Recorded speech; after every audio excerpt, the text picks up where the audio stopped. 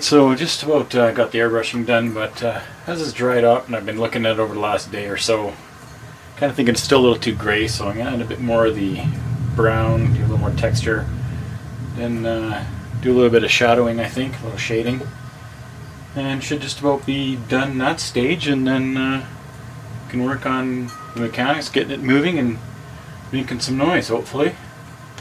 Alright, well, let's get to it.